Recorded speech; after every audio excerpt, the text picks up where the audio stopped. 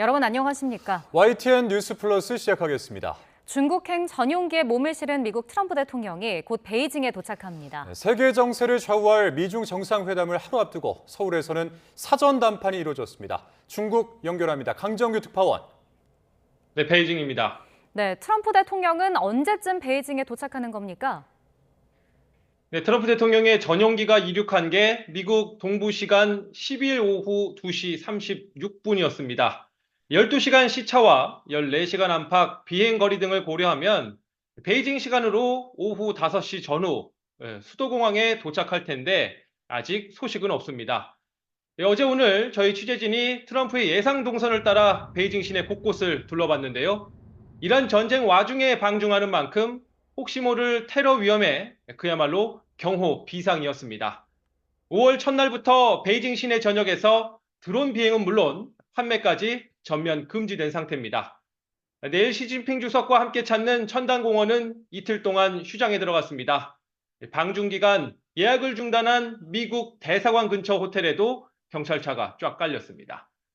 다만 유동 인구가 많은 큰 길과 가깝고 경호 공간이 협소한 탓에 수행단 숙소에 그칠 수 있다는 지적도 나옵니다. 그래서 9년 전 트럼프의 숙소였던 미국 대사 관저 주변 호텔에 다시 묵을 거란 말도 있었지만 저희가 직접 가보니 아무런 경호 동향이 없었습니다. 트럼프 대통령이 묵을 만한 베이징 중심부의 다른 미국계 호텔들도 마찬가지였습니다.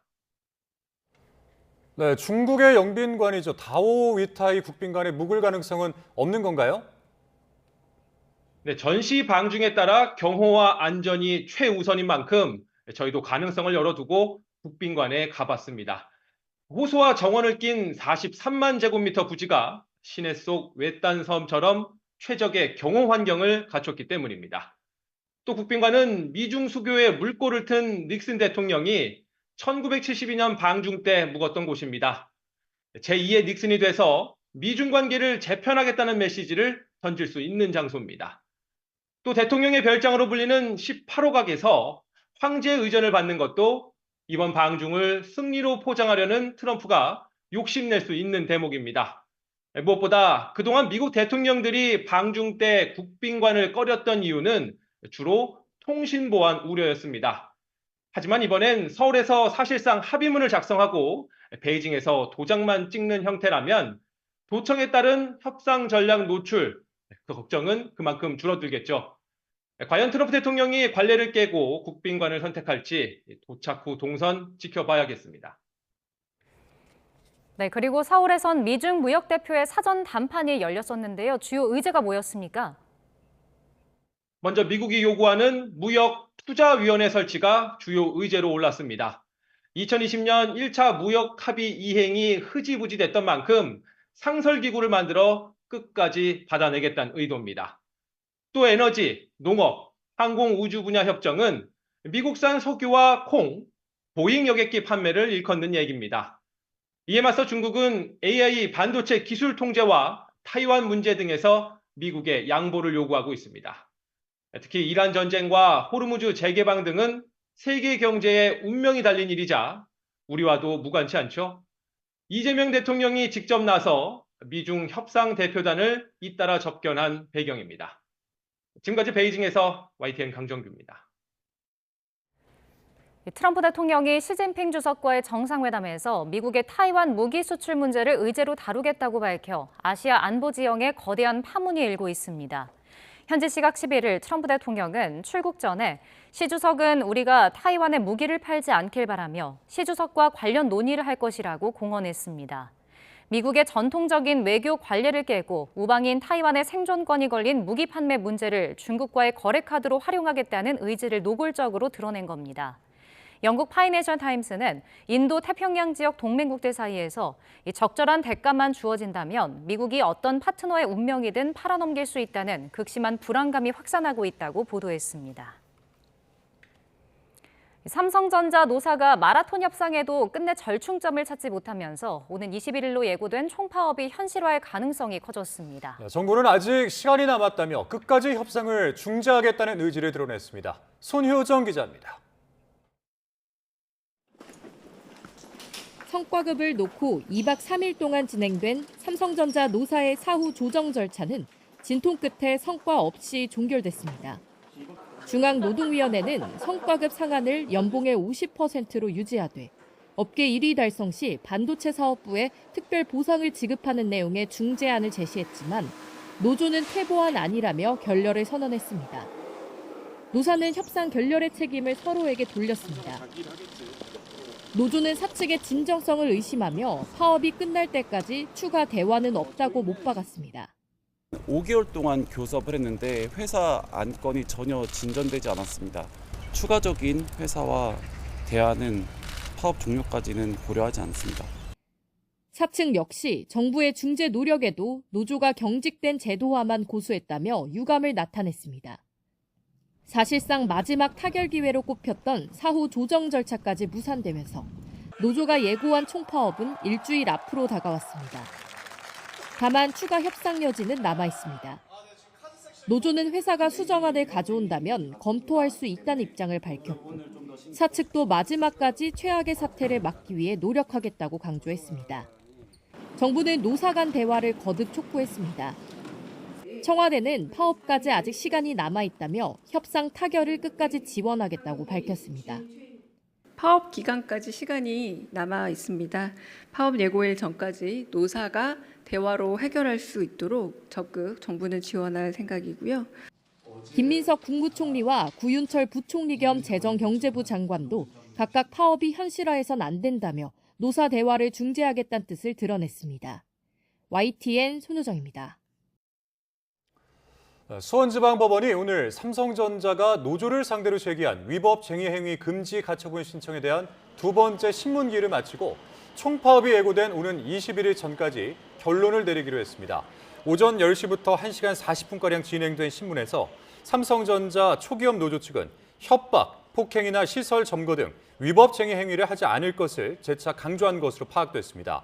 또 쟁점인 필수 인력과 관련해서 주말 근무와 기존 명절 근무 인원을 자체 조사한 자료를 재판부에 제출한 것으로 확인됐습니다. 중앙노동위원회에서 열린 삼성전자 노조의 사후 조정이 결렬되면서 정부가 긴급 조정권을 발동할지가 관심사로 떠올랐습니다. 앞서 정부는 검토하지 않는다는 입장이었지만 이 사후 조정 결렬 뒤로 미묘한 변화가 감지됐습니다. 이문석 기자입니다. 중앙노동위원회가 중재한 삼성전자 노사 사후 조정이 결렬됐습니다. 노조가 예고한 파업이 일주일 앞으로 다가오면서 정부가 긴급 조정권을 발동할지 관심이 쏠리고 있습니다. 긴급 조정권은 쟁의 행위가 현저히 국민 일상생활이나 국민 경제를 해할 우려가 있다고 판단될 때 고용노동부 장관이 발동할 수 있습니다. 노조에서 파업으로 인한 반도체 생산 차질 규모를 20조 원으로 추산할 만큼 국가 경제에 미칠 영향은 큰 상황입니다. 긴급조정권이 발동될 경우 30일 동안 쟁의 행위가 금지되며 중앙노동위원회가 조정 절차를 진행합니다. 우리나라에선 지난 1969년 대한조선공사 파업 때 처음 긴급조정권이 발동됐습니다. 이후 1993년 현대자동차 파업, 그리고 2005년 7월 아시아나항공, 같은 해 12월 대한항공 조종사 파업까지 4차례가 전부입니다. 만약 삼성전자 파업과 관련해 긴급조정권이 발동된다면 21년 만의 일이 됩니다. 정부는 앞서 긴급조정권 발동을 고려하지 않는다는 입장이었습니다. 하지만 삼성전자 노조 사후 조정이 결렬된 뒤로 미묘한 변화가 감지됐습니다. 김영훈 고용노동부 장관은 한 유튜브 방송에서 긴급조정권을 검토하느냐는 질문에 대화의 필요성을 강조하며 즉답을 피했습니다. 자율교섭이 대원칙입니다. 자율적으로 안 됐을 때 제3자가 개입하는 것이 조정입니다. 따라서 남은 시간 동안 삼성전자 노조가 타협점을 찾지 못할 경우 정부가 긴급조정권 카드를 꺼낼 가능성도 배제하기 어려워 보입니다. YTN 이문석입니다.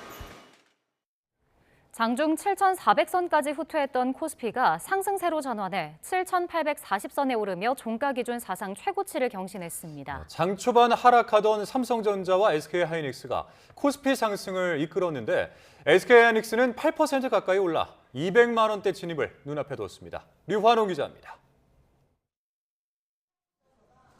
코스피가 2.6% 오른 7,844로 마감해 하루 만에 하락세에서 벗어났습니다. 뉴욕 증시 필라델피아 반도체 지수 급락으로 하락하던 삼성전자와 SK하이닉스가 장 초반 상승세로 전환하면서 코스피를 끌어올렸습니다. 특히 SK하이닉스는 8% 가까이 급등한 채 마감했고 장중엔 사상 최고가인 199만 원까지 올라 200만 원대 진입을 눈앞에 뒀습니다. SK하이닉스가 8% 급등한 반면 삼성전자는 2% 상승에 그쳤는데 여기엔 삼성전자 노조의 파업 이슈가 영향을 미친 것으로 보입니다. SK하이닉스 주가가 삼성전자보다 저평가됐다는 인식에다 삼성전자 파업의 반대 급부까지 기대할 수 있다는 점이 매수세를 이끌었습니다. 만약에 파업을 하게 되면 반도체 가격은 오를 수밖에 없어요. 왜냐하면 공급은 또 줄 거니까. 그럼 그 수혜를 하이닉스는 이제 고스란히 받을 수밖에 없는 거죠. 삼성전자 파업 이슈로 로봇에 대한 관심이 덩달아 커져 최근 휴머노이드 로봇 아틀라스로 주목받는 현대차 주가는 10% 가까이 급등했습니다. 코스피가 상승세로 전환하면서 8,000피 달성의 기대감은 다시 부풀어 올랐습니다. 기업이익 전망 호조 그리고 국내 유동성의 적극적인 주식시장 유입 이 두 축으로 이루어지고 있기 때문에 코스피와 달리 코스닥은 0.2% 내린 1176으로 마감해 사흘 연속 하락세를 이어갔습니다. 원달러 환율은 1491원으로 주간 거래를 마쳤는데 코스피 시장 외국인 순매도와 국제유가 상승이 영향을 미쳤습니다. YTN 유환홍입니다. 미국과 이란의 휴전이 불안하게 유지되는 가운데 이란군이 미군의 지상전 침략에 대비해 대규모 방위 훈련을 했습니다. 네, 휴전이 깨질 경우 걸프국들이 전쟁의 소용돌이에 직접 휘말리게 될 수도 있다는 전망도 나오고 있습니다. 중동 현지 연결해 보겠습니다. 조수연 특파원.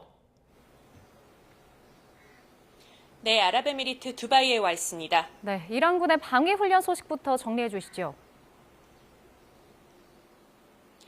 네, 이란 혁명수비대가 미군의 지상전 가능성에 대비해서 수도권을 방어하는 대규모 훈련을 최근에 했다고 밝혔습니다. 이번 훈련은 닷새간 실시됐고요. 혁명수비대의 최정예로 꼽히는 수도 방위사령부가 주관했습니다. 하지만 정확한 날짜는 공개되지 않았고 훈련 장소는 테헤란 인근의 작전 지역으로만 알려졌습니다. 종전협상이 좌초될 위기에 놓이고 미군의 지상군 투입이 다시 거론되면서 이에 대응해서 과시용 훈련에 나선 것으로 보입니다. 이란 국영방송에 공개된 영상에는 넓은 황무지에서 픽업 트럭에 거치한 기관초와 기관포, 개인 화기 등을 발사하는 모습이 담겼습니다. 또 견착식 대공 로켓포와 드론으로 미군의 블랙호크 헬리콥터가 그려진 표적을 명중하는 장면도 여러 번 공개됐습니다. 네, 그리고 미국과 이란 간 휴전이 깨질 경우에 일부 걸프 국가들이 이 전쟁에 휘말리게 될 가능성이 있다. 이런 분석들이 있는데 자세하게 좀 전해주시죠. 네, 먼저 제가 와 있는 이곳 아랍에미리트가 가장 먼저 이란의 표적이 될 수 있습니다. 이번 전쟁이 시작된 이후 이란의 집중 공격을 받은 아랍에미리트가 지난달 초에 이란 남부 정유시설을 타격했다는 사실이 최근에 뒤늦게 알려졌습니다. 이 보복 공습은 외교적 적대감을 표출하는 수준을 넘어서 이란을 상대로 직접적인 군사 행동을 감행할 의지도 있음을 보여주는 대목입니다. 이에 따라 만약 휴전이 파기되고 미국과 이란이 다시 충돌한다면 아랍에미리트가 이란의 공격 대상이 될 수 있다는 관측이 나옵니다. 또 사우디아라비아는 지난 3월 말 이란의 공격에 대한 보복으로 여러 차례 비공개 공습을 감행했다는 로이터 통신 보도도 나왔습니다. 이런 가운데 쿠웨이트와 이란의 긴장도 고조되고 있습니다. 쿠웨이트 정부는 이란 혁명수비대 조직원 4명이 쿠웨이트 북쪽 이라크 이란 국경 근처에 있는 부비안 섬에 침투해서 테러 공격을 시도하다 체포됐다고 밝혔는데요. 아랍에미리트 정부는 즉각 쿠웨이트와 연대를 표명하며 이란의 적대적 행위를 비난했습니다. 휴전이 흔들리면서 사우디아라비아, 아랍에미리트 등 걸프국 주요국 정상들은 전화로 소통하며 긴급 공조체제 구축에 나서는 모습입니다. 네, 그런가 하면 종전 협상은 난항을 겪고 있는데요. 이란의 태도에 여전히 변화가 없는 상황인 겁니까? 네, 맞습니다. 트럼프 대통령의 계속되는 압박에도 이란은 물러설 뜻이 없어 보입니다. 이란 외무부 차관은 평화협정에 배상금, 호르무즈 해협에 대한 이란의 주권 그리고 미국의 제재 해제가 포함돼야 한다는 입장을 분명히 했습니다. 특히 이란에 대한 미국의 해상 봉쇄를 지속하면서 종전을 이야기할 수 없고 또 제재를 이야기하며 외교를 논할 수 없다고 말했습니다. 아울러 이란의 반응이 항복 문서가 아니라는 이유로 이를 거부한다면 위협과 압력을 통해 정치적 의지를 강요하려는 것이 분명해진다고 주장했습니다. 앞서 미국과 이란이 종전안 도출에 여러 차례 실패한 가운데 트럼프 대통령은 미국의 종전안에 대한 이란 측 입장에 강한 불만을 드러냈죠. 트럼프 대통령은 호르무즈 해협에서 중단된 해방작전 재개를 검토하는 등 군사적 카드로 이란에 대한 압박 수위를 높이고 있습니다. 지금까지 아랍에미리트 두바이에서 YTN 조수연입니다. 조현 외교부 장관이 호르무즈 해협에서 비행체를 발사할 만한 주체가 이란 내에도 여러 경우가 있다면서 섣불리 단정하기는 어렵다는 뜻을 밝혔습니다. 조 장관은 출근길에 기자들과 만나서 이란에는 민병대도 있다면서 호르무즈 해협에서 비행체를 발사할 수 있는 주체가 이란만 해도 여럿이 있다고 강조했습니다. 조 장관의 이 같은 발언은 남호를 타격한 비행체가 이란 측 드론으로 확인되더라도 발사 주체를 쉽게 단정하기는 어렵다는 뜻으로도 풀이되고 있습니다. 네, 앞서 전해드린 것처럼 트럼프 미국 대통령이 곧 중국 베이징에 도착할 예정입니다. 미국과 중국 양국 정상이 이번 회담에서 이란과 타이완 문제 등을 핵심 의제로 다룰 것으로 예상되는데요. 관련 내용을 강준영 한국외대 국제지역대학원 교수, 백승훈 한국외대 중동연구소 전임연구원과 함께 살펴보겠습니다. 두 분 어서 오십시오. 안녕하십니까? 네, 안녕하세요. 네, 이제 곧 있으면 트럼프 대통령이 이제 도착을 하지 않을까 생각이 드는데요. 일단 9년 만에 중국을 방문하게 되는 겁니다. 네네. 일단 이란 전쟁으로 한 차례 미뤄진 거잖아요. 이번에는 실무형 국빈 방문이다 이런 이야기가 나오더라고요. 네, 그럴 수밖에 없는 게요. 원래는 3월 31일부터 4월 2일까지 기간이 좀 길었었는데 그러다가 이제 연기가 되고 5월 14, 15, 1박 2일 하다가 사실 지금 다시 2박 3일로 늘었거든요. 네. 왜 우리가 이제 실무 방문이라는 표현을 쓰냐 하면 우리나라에도 왔습니다마는 이 지금 전체적인 정상회담의 그림을 그리는 게 미국에서는 베센트 재무장관이고요. 중국에서는 시진핑의 복심으로 불리는 경제에 있어서 허리펑 국무원 부총리거든요. 네. 그러니까 최대한 의제를 경제 의제로 좀 줄이는 모습. 그러니까 지금 말씀하신 관세라든가 무역, 그다음에 또 무슨 무역위원회, 투자위원회, 공급망 이런 쪽으로 양국의 어떤 흐름을 잡아가는 것 같아요. 그러니까 전체적으로 보면 이게 우리가 이란 전쟁이나 이런 데 대해서 사실 둘이 합의해서 끝나고 이러는 상황은 아니잖아요. 또 제3의 세력인 분명히 당사자인 이란이 있기 때문에 네. 둘이 결정한다고 되는 건 아니거든요. 그런 의미에서 양자 간에 할 수 있는 것들을 좀 극대화해보자. 이제 그렇게 그림을 처음부터 그린 게 아닌가. 그런 면에서 이제 실무 방문이라는 게 나오는 거고 지금 많이 나오고 있습니다만은 미국 같은 데는 실질적으로 쇠고기나 대두나 보잉사 같은 이런 실물 쪽에서의 어떤 흐름 이런 걸 갖고 가고 싶어 하고 예.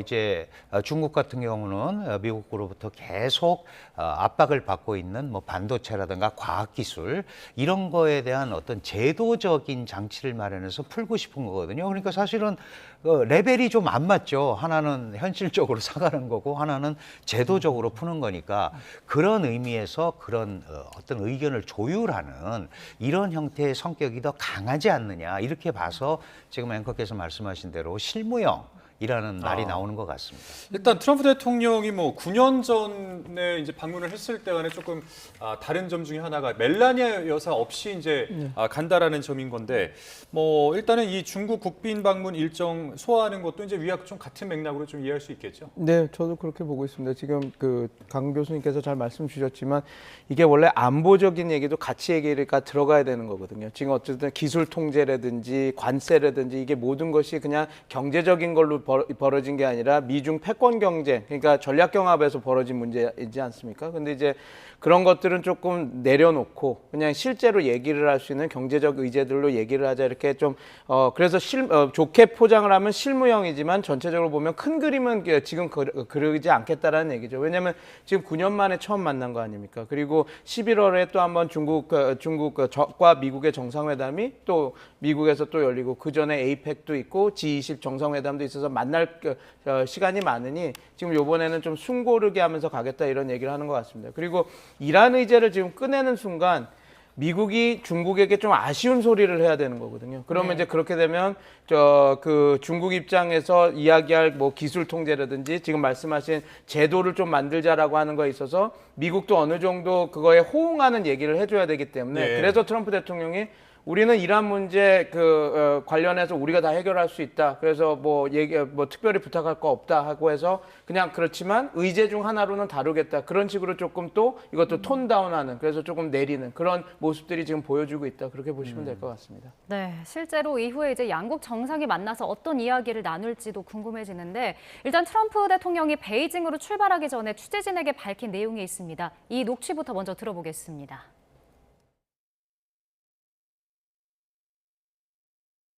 Number one, we're going to have a long talk about it. I think he's been relatively good, to be honest with you. You look at the blockade, no problems. Do you think President Xi can help and contribute to a deal with Iran? He could. I mean, it might be. Yeah. I don't think we need any help with Iran, to be honest with you. They're defeated militarily, and they'll either do the right thing or we'll finish the job. 네, 지금 내용을 들어보셨는데 뭐 중동 문제에 관련해서는 긴 시간 시 주석과 대화를 할 것이다라고 하면서 또 이란 문제에는 어떤 도움도 필요하지 않는다고 생각한다라고 밝혔거든요. 이거 어떤 속내가 있는 걸까요? 네, 지금 뭐 전체적으로 보면 이번에 이란 전쟁을 잘 마무리하고 미국 주도의 중동 에너지 질서를 구축을 하게 되면 그러면 이제 중국에 가서 이 중국의 소위 중국에 대한 협상력이 굉장히 올라가지 않겠습니까? 그런데 이게 지금 못하고 간단 말이죠. 그러니까 한간의 시각은 트럼프 대통령이 굉장히 불리하고 중국한테 부탁할 게 많을 거다라고 이렇게 얘기를 하는 데 대해서 그렇지 않다라고 얘기하는 거죠. 그런데 부탁을 할 수는 있지만 대놓고는 못합니다. 왜냐하면 지금 시진핑 중국 국가주석 입장에서는 이번 기회에 트럼프 미국 대통령의 입에서 타이완 문제에 대한 명확한 좀 뭐 독립을 반대한다 우리는 이런 얘기를 듣고 싶은데 그거를 예를 들어서 아쉬운 소리를 하면 그거에 대한 대답을 해줘야 되잖아요. 그러니까 미국도 전략적으로 지금 그렇게 할 상황이 절대 아닌 겁니다. 뭐 외교라는 게 다 마찬가지지만 주고받는 거잖아요. 그러면 그 생각도 하고 해야지 자신들이 원하는 것만 얘기해서 안 되기 때문에 아마 우리가 중국한테 굉장히 저자세 내지는 부탁하는 걸로 갈 거라는 세간의 시각을 의식해서 우리는 우리 스스로 다 처리할 수 있다라는 그런 메시지를 공개적으로 발출했다. 이렇게 보시면 될 것 같습니다. 네, 그리고 또 이 시진핑 주석에게 좀 중국 시장을 개방시켜달라는 요청을 하겠다면서 이번에 일론 머스크, 뭐 젠슨 왕 등과 이제 동행을 결정하지 않았습니까? 뭐 이 자체가 좀 이란 문제가 아닌 이 무역에 좀 집중시키려는 의도일 텐데 어떻게 평가를 좀 하고 계십니까? 네, 그러니까 지금 말씀 주신 대로 어떤 가시적인 성과를 낼 수 있는 그런 것들에 이제 집중을 하겠다라는 거죠. 근데 뭐 이런 시도는 미국이 중국 시장에 진출하려고 했던 이런 시도들은 계속 있었던 거라서요. 뭐 크게 다른 거는 아닌데 요번에 뭐 어느 정도 MOU를 체결한다든지 이렇게 되면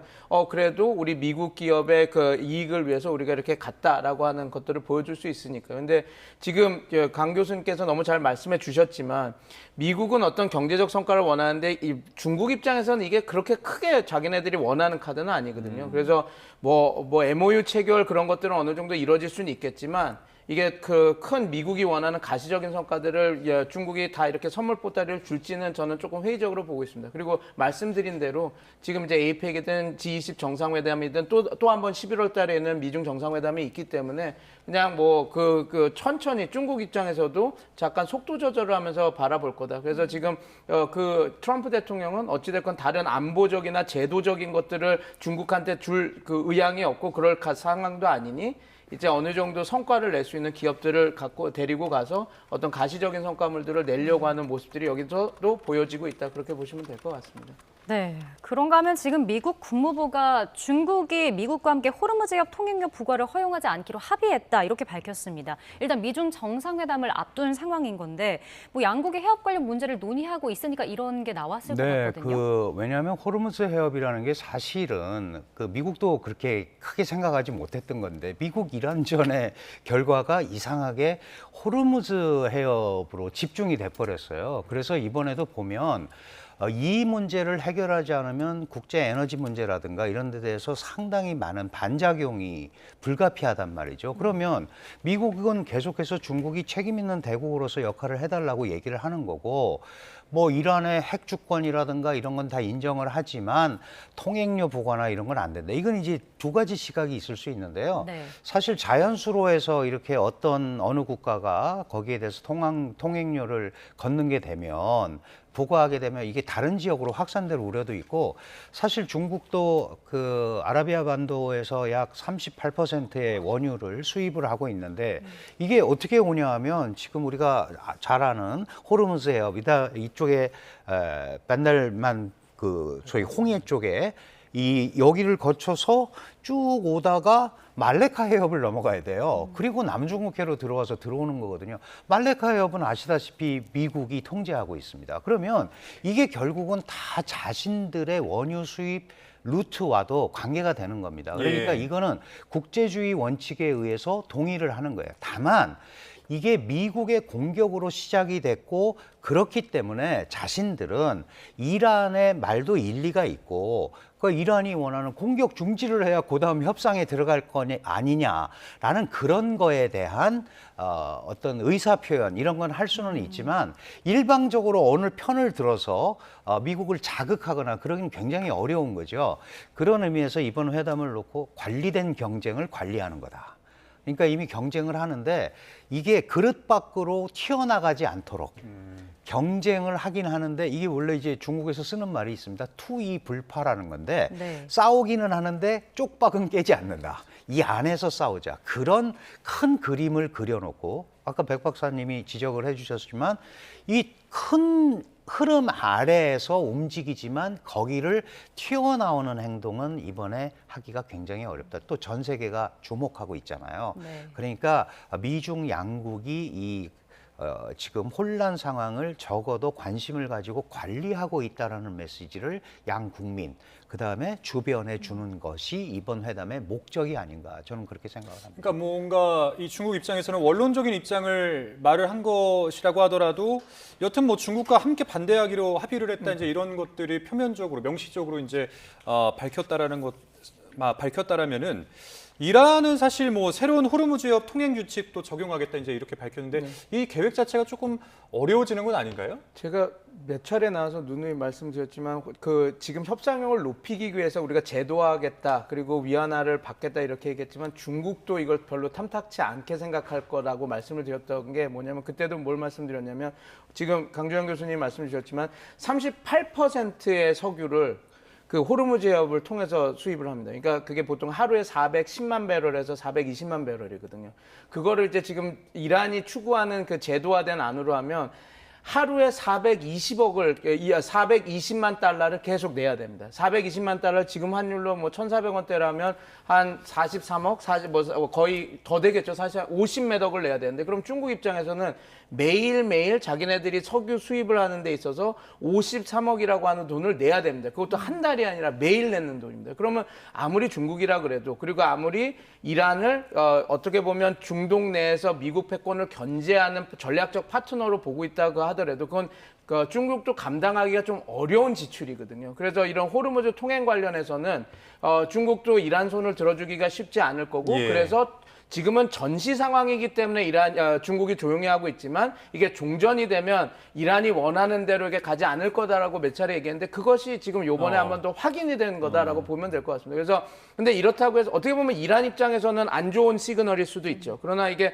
전혀 그렇게 중국이 이란을 버렸다 이렇게 볼 수는 없고요. 왜냐하면 왕이 그 외교부장과 아락치 외교부 장관이 만나서 확실히 얘기는 했거든요. 우리가 그 핵주권을 인정하겠다. 그러니까 그 말은 농축 우라늄 프로그램을 우리는 인정하겠다라는 얘기거든요. 이게 그럼 어떻게 보면 미국 입장에서는 계속 요구했던 거와 정면으로 상충하는 부분이기 때문에 이제 그 시그널을 이란한테도 던지는 거죠. 우리가 핵 관련해서는 너와 함께 가겠지만 호르무즈 통행권에 대해서는 이거는 우리가 갈 수 없다라는 걸 보여주면서 이렇게 딱 하는 거라서 뭐 이거는 근데 요번에 이야기가 됐지만 어느 정도 다 예측했던 수준이라서 뭐 요번 정상회담에서 그래도 워낙 그래도 미국과 중국이 그래도 같이 가는 것들이 있다. 그래서 말씀하신 대로 우리가 이 틀 안에서 움직인다라는 걸 보여주는 효과로서 먼저 이렇게 선언을 한 거다. 그렇게 보시면 될 것 같습니다. 네. 근데 이제 이라크나 파키스탄이 이란이랑 협정을 맺고 이 해협 통행을 허가받았다 이런 보도도 나오거든요.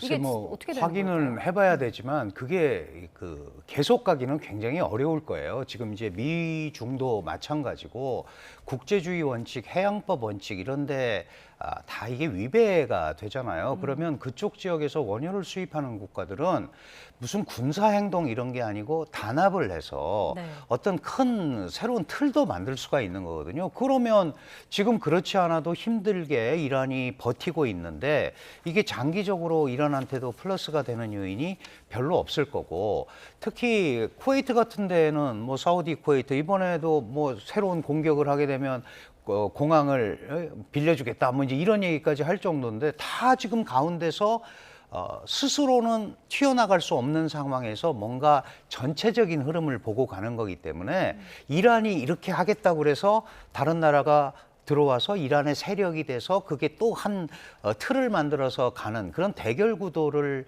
하는 거는 모든 국가들이 굉장히 지금 불편한 상황이거든요. 그래서 그런 것들은 장기적으로 뭐 일시적으로 잠깐 그럴 수는 있겠지만 아마 상당한 국제사회의 그 비판과 견제 여기에 봉착하지 않을까 이렇게 생각이 됩니다. 우리 연구원님도 같은 생각이십니까? 앞서 말씀하신 대로 뭐 현재가 전시 상황이니까 지금 이런 사례들이 좀 속출하고 있다 이렇게 보시는 거죠? 왜냐하면 지금 이라크는 시아파가 지금 집권을 하고 있고 이란과 관계가 되게 가까운 곳입니다. 그리고 거기서 활동하는 그 민병대도 많고요. 그래서 요번에 그 나무를 공격했던 거 이제 항적 기록을 다 봐야 됐지만 카타이브 히즈볼라라고 하는 민병대가 쐈을 가능성도 있거든요. 물론 이제 이란의 사주를 받았겠지만요. 뭐 이거는 그냥 추정입니다. 근데 그렇기 때문에 이라크가 요번에 지금 제도 안에 들어온다라고 하는 것은 상황이 변하면 언제든지 변할 수 있는 부분이고 지금 파키스탄도 하겠다라고 얘기를 하고 있는데 파키스탄은 중국 파키스탄 경제 회랑이 있기 때문에 중국의 영향력이 엄청나게 강한 나라입니다. 그리고 요번에도 개입을 한 이유가 과다랑이라고 하는 그 항구를 자기네들이 어떤 허브항으로 만들려고 하는데 지금 호르무즈 해협이 이렇게 문제가 되면 그것들을 확실히 쓸 수가 없기 때문에 이렇게 자기네들이 적극적으로 중재자로 나선 것도 있거든요. 물론 이제 파키스탄 정보부가 실력이 뛰어나다라는 걸 하더라도요. 그래서 중국이 이런 입장을 하고 이야기를 할 때 파키스탄이 그냥 중국 의견을 나는 모르겠고 이렇게 하겠다라고 하는 건 쉽지 않아서 저는 지금 전시 상황에서 나름 이란과 조금 친분을 맺은 국가가 이란의 협상력을 높여주는데 도와주기 위해서 어느 정도 이런 이야기를 한 거지 만약에 이게 종전이 되고 국제사회에서 다른 이야기가 나오고 중국도 이런 식으로 나왔을 때 과연 파키스탄이나 이라크가 계속해서 지금 우리는 그 국제사회와 다르게 이렇게 이란이 말하는 제도 안에 이렇게 하겠다라고 계속 유지할 수 있을지는 저는 좀 회의적이라서 좀 종전이 되고 나서 상황을 좀 지켜봐야 된다. 저는 그렇게 보고 있습니다. 네. 자, 그런가 하면 이제 남호를 공격한 비행체가 자폭 드론일 거란 추정이 일각에서 제기된 가운데 위성락 청와대 국가안보실장이 드론으로 단정할 근거는 없다고 밝혔습니다. 네, 미사일 등 여러 가능성이 열려 있다라는 건데 정확한 기종 그리고 공격 주체는 정부의 정밀 조사를 거쳐서 추후에 확인될 것으로 보입니다. 자, 관련해서 이번에 청와대 연결해서 자세한 내용 들어보겠습니다. 자, 강진원 기자, 위 실장의 이 설명 내용 전해주시죠. 네, 청와대 안보사령탑인 위성락 국가안보실장이 오늘 서울 프레스센터에서 열린 편집인협회 간담회에 참석했습니다. 중동 전쟁을 비롯한 주요 안보 현안을 설명하는 자리였는데요. 위 실장은 남우 호 공격 주체를 밝힐 스모킹건이 될 수도 있는 비행체에 대한 질문을 받았습니다. 남우 호 피격 부위가 공개된 이후 일각에서 이란산 자폭 드론 샤헤드일 가능성 등을 제기한 터라 관심이 쏠렸는데 위 실장은 일단 신중한 모습을 보였습니다.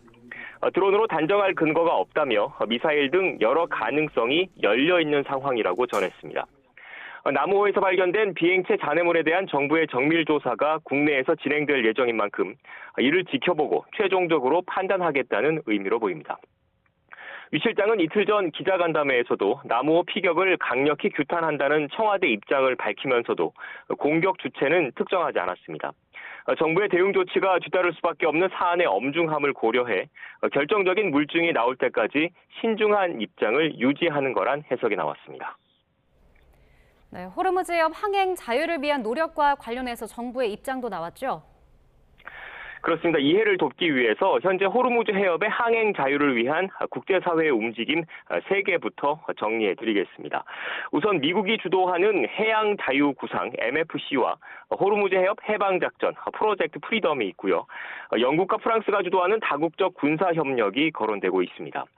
이 대통령은 앞서 지난 4월 17일 화상 정상회의에 참석해 영국과 프랑스가 주축이 된 구상에는 실질적인 기여를 하겠다는 의사를 밝힌 적이 있습니다.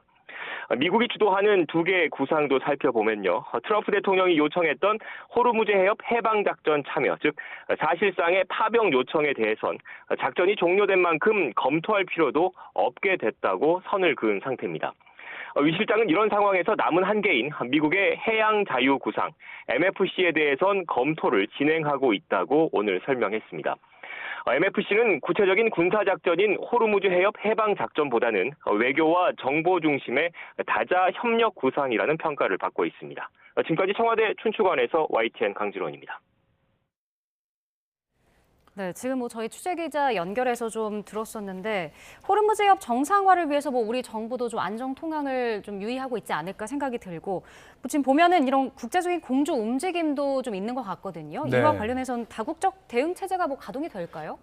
제가 이제 이 미국 이란전이 계속 시간을 끌고 트럼프 대통령의 의중대로 잘 안 가고 있는 이런 상황이 나오면서 많은 국가들과 전문가들이 이제 국제사회가 좀 나서야 되지 않느냐. 그러니까 미국을 주도로 하는 이런 메커니즘보다는 현재 소위 중동 지역에서 에너지를 수급하는 국가들이 좀 뭔가 모습을 보여야 되지 않느냐. 이제 이런 얘기를 우리가 생각을 해볼 수가 있거든요. 이게 꼭 군사협력이나 이런 데로 가지 않더라도 동일한 목소리는 국제사회가 좀 낼 수가 있는 이 소위 에너지를 중동에 의존하고 있는 많은 국가들로서는 그럴 필요가 충분히 있는 거거든요. 그러니까 이게 빨리 종전이 안 되거나 또는 휴전이나 이런 것들이 안 되고 계속 가게 되면 국제사회가 조금 움직일 수밖에 없는 그런 구도가 되는데 지금 문제는 미국은 미국과 같이 미국을 도와서 가자라는 거란 말이에요. 그런데 아시다시피 그거는 미국 일이고 우리는 우리의 일이 있으니까 좀 다른 형태로 가야 되는 거 아니냐라고 생각하는 국제사회도 있습니다. 그게 지금 우리 위 실장께서도 말씀하신 새로운 형태, 예를 들면 영국과 프랑스 이런 데는 우리가 좀 적극적으로 가고 이제 이런 형태로 일종의 상당한 물밑 작업 내지는 상호 간의 이런 의견 교환 이런 걸 통해서 이 상태로 어정쩡하게 장기화되거나 이러면 이 수급을 에너지 수급을 해야 되는 국가들은 자구책으로서 뭔가를 마련을 할 수도 있다. 근데 미국이 여기서 주의해야 될 게 이게 자칫 잘못돼서 중국이 주도한다거나 이렇게 갈 수도 있어요. 그러니까 그런 부분에 대해서 물론 중국이 주도한다고 따라가거나 그런 건 아니지만 지금 이 힘의 공백을 다른 방법으로 메꾸려는 사항들이 많이 나올 텐데 국제 공조 시스템이 그래도 제일 한국이 참여하거나 이렇게 움직이는데 좋은 게 아닌가 이렇게 조심스럽게 전망을 해볼 수 있죠. 네, 방금 전에 우리 강 기자의 어떤 리포트 지금 저 전화 연결 듣고 오셨는데 사실 이제 외교부 대변인의 이 나무 조사 결과 발표 때 우리 연구원님과 이제 제가 같이 방송에서 연결돼서 방송을 했었는데 1분 간격으로 2기의 미상의 발사체가 타격을 했다. 이제 여기까지는 했었지만은 지금 이제 위성락 청와대 국가안보실장은 드론으로 단정할 수는 없다. 이제 이런 입장이고 또 미사일 등 여러 가능성도 있고 또 정확한 기종이라든지 공격 주체는 뭐 아직까지는 특정할 수 없다. 이제 이런 입장입니다. 네. 어떻게 들으셨습니까? 일단. 원래 처음 이야기 나왔을 때 뭐 저희가 보도로 기억하는 건 엔진 잔여물이 있다라고 얘기를 했기 때문에 엔진이 있다라고 하는 것은 그거는 차이디 드론, 그러니까 발사차보다는 그런 드론일 가능성이 높았거든요. 근데 그 다 후속 보도에서는 엔진 부유물이 없었다고 하니까 이제 그러면 이제 뭐 더 복잡한 상황이 들은 거죠. 예. 그다음에 이게 뭐 여러 군사 전문가들이 더 잘 알고 얘기를 주시겠지만 드론이 똑같은 지점을 저렇게 정확하게 두 번 때리기가 어려워서 그래서 이거는 어떻게 보면 대함 요격 미사일이 죄송합니다. 아니라 그 순항 미사일로 때린 거 아닌가 그런 얘기들이 나왔죠. 근데 지금 위성락 실장님께서 말씀해 주셨던 것처럼 이제 조금 정확히 파악을 하려면 그런 부유물 어떻게 보면 잔여물들을 분석을 해서 뭐 이게 드론이 파편인지 아니면 순항 미사일 파편인지 이런 것들을 조금 밝혀야 될 것 같습니다. 그래서 그게 결정이 되면 근데 또 우리 외교부에서 얘기한 것도 맞는 말이거든요. 그게 샤이디 드론이든 순항 미사일이든 그게 진짜 이란이 쐈는지는 또 그럼 다르게 항적을 보면서 이걸 찾아내야 되는 문제도 있습니다. 왜냐하면 과거에 그 아부과이스 유전이나 그러니까 사우디아라비아나 UAE의 그 정유 시설을 공격했을 때 그게 이란제가 공격을 했지만 그게 나중에 항적 기록을 보니까 이라크에서 날아왔던 거. 하나는 또 후시 반군이 이용해서 들어온 게 있거든요. 그래서 이란의 무기 체제가 시아파 국가들의 민병대들도 사용을 하고 후티 반군도 사용하는 거가 있기 때문에 그냥 단순히 지금 지금 외교부나 지금 우리 정부는 정말 어떻게 보면 보수적으로 지금 이야기를 지금 하고 있는 겁니다. 그러니까 이게 이란 거라고 밝혀진다 하더라도 과거의 사례들을 보면 이게 이 이란 무기는 다 공유돼서 사용되고 있는 부분이 있어서 이게 이란의 소형인지 아니면 이란과 가까운 민병대 세력인지 아니면 후티 반군이 쏜 건지 그런 것들도 또 밝혀야 되기 때문에 아마 지금 정부 입장에서는 상당히 보수적으로 이제 지금 발표들을 지금 하고 있다 그렇게 저는 보고 있습니다. 네, 이제 트럼프 대통령이 중국에 이제 도착할 예정이고 미중 정상회담에서 어떤 의제가 테이블에 오를지도 관심을 모으고 있는데 뭐 이란 전쟁 관련된 얘기라든지 아니면 시진핑 주석 같은 경우는 타이완 문제를 또 테이블에 올리고 싶어할 것 같거든요. 근데 앞서 이제 교수님께서 외교는 서로 주고받는 것이다라고 했었는데 그러니까 얻는 게 있으면 내줘야 되는 게 있잖아요. 서로 조율이 좀 가능할까요? 그 조율이 아마 안 될 겁니다. 왜 안 되냐면 특히 타이완 문제 같은 경우는 중국은 자국과 수교하는 모든 국가는 대만과 단교하는 게 외교의 첫 번째 요구예요. 그래서 미국도 1979년 1월 1일에 중국과 수교하면서 대만과 단교를 하거든요. 그런데 대만이 갖고 있는 지정학적 중요성이라는 게 있습니다. 잘 아시다시피 일본 열도에서 오키나와 거쳐서 타이완 섬까지 이렇게 오는데 만약에 그 부분이 중국의 통제하에 들어가게 되면 그 1700km에 달하는 해안선이 중국의 통제를 받는 거예요. 그러면 미일 동맹이건 미국의 서태평양 작전이건 이게 어려워지거든요. 그래서 의회에 대만 관계법이라는 걸 만들었어요. 그러니까 아주 간단하게 말씀드리면 대만의 안전을 지원해 준다는 겁니다. 그거에 의해서 무기를 파는 거예요. 그런데 트럼프 1기 때 처음으로 트럼프 대통령이 공격용 무기를 팔기 시작했어요. 그전엔 방어용 무기만 팔았거든요. 드론이나 이런 거.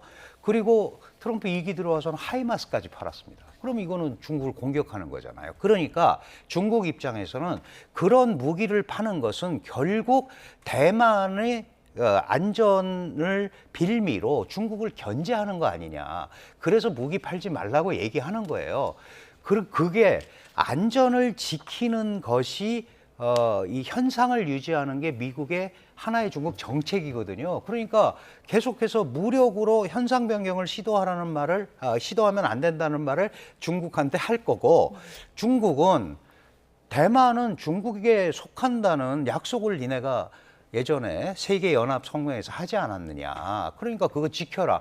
그러니까 이거는 끝나지 않는 얘기를 가지고 계속 가는 건데 이게 그래서 이제 저희가 그런 얘기를 하죠. 장기 바둑에 팩감 있듯이 서로 할 얘기 없으면 자꾸 그거 꺼내서 돌린단 말이죠. 근데 이게 이제 약소국의 비애기도 하고 그런데 문제의 핵심은 어디에 있냐면 이 부분이 상호 간의 카드로 계속 쓰인다는 거예요. 제가 계속 그 말씀을 강조하는데 카드는 꺼내는 순간 카드가 안 되거든요. 네. 그거 갖고 있었네. 그러면 안 되잖아요. 그러니까 이 카드를 계속해서 상호 딜을 하고 뭔가 얻기 위해서 그런 움직임으로 계속 앞으로도 쓸 거다. 이렇게 이해를 하시면 될 것 같습니다. 네, 알겠습니다. 오늘 두 분 말씀 여기까지 듣겠습니다. 지금까지 강준영 한국외대 국제지역외교센터장, 백승훈 한국외대 중동연구소 전임연구원과 함께했습니다. 오늘 말씀 고맙습니다. 고맙습니다.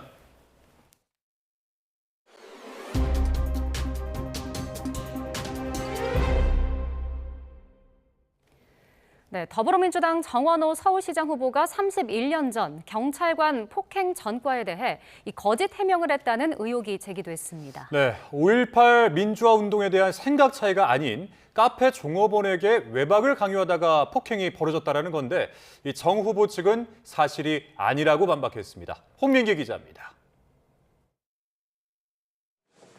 국회 소통관이 열리는 오전 9시, 회견장에 선 국민의힘 김재섭 의원은 더불어민주당 정원호 서울시장 후보가 폭행 전과를 거짓 해명했다고 주장했습니다. 5.18에 대한 인식 차이로 빚어진 충돌이 아니라 실상은 지저분한 주폭 사건이었다는 겁니다. 지난 1995년 당시 양천구청장 비서였던 27살 정 후보가 카페의 여성 종업원과 외박을 요구했고 이를 거절당하자 행패를 부리며 옆좌석 비서관과 출동한 경찰을 폭행했다는 게 골자입니다. 이런 구체적인 정황이 담긴 당시 양천구의회 속기록을 근거로 제시했습니다. 본인의 추잡한 폭행 전과를 5.18 민주화 운동으로 포장해 국민을 속여왔던 것입니까? 국민의힘은 즉각 엽기적 주폭은 후보직에서 사퇴하라며 당 차원의 총공세에 나섰는데 정작 경쟁자 오세훈 서울시장 후보는 더 지켜보겠다며 말을 아꼈습니다. 정원호 후보 측은 제기된 의혹은 사실이 아니라며 사건 판결문과 당시 언론 보도를 보면 다툼 이유는 정치관계였다고 반박했습니다. 악의적인 흑색 선전을 하는 김재섭 의원을 낙선 목적 허위사실 공표죄로 고발하겠다고도 예고했습니다. 다만 국회에서 재산세 관련 공약을 발표한 정 후보는 관련 질문엔 답을 피했습니다.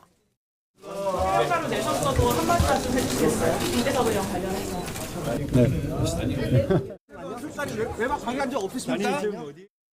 개혁신당 김정철 서울시장 후보는 경찰관과 시민을 폭행한 것 자체가 문제라며 정 후보 사퇴를 촉구했습니다. 정 후보가 자신의 폭행을 정당화하기 위해 5.18 민주화 운동을 끌어들였느냐가 의혹의 핵심인데 다음 주 5.18 기념식을 앞두고 공방은 더욱 거세질 것으로 보입니다. YTN 홍민기입니다. 더불어민주당이 6.3 지방선거에서 내란의 티끌까지 청산해야 한다며 내란 세력 심판론을 앞세워 지지를 호소했습니다. 특히 전북지사 선거를 두고 위기감이 커지자 당 지도부가 이틀 만에 다시 전북을 찾는 등 텃밭 민심 잡기에도 총력을 기울이고 있습니다. 황보혜경 기자입니다. 지방선거 후보자 등록을 하루 앞두고 기자회견을 자처한 정청래 대표.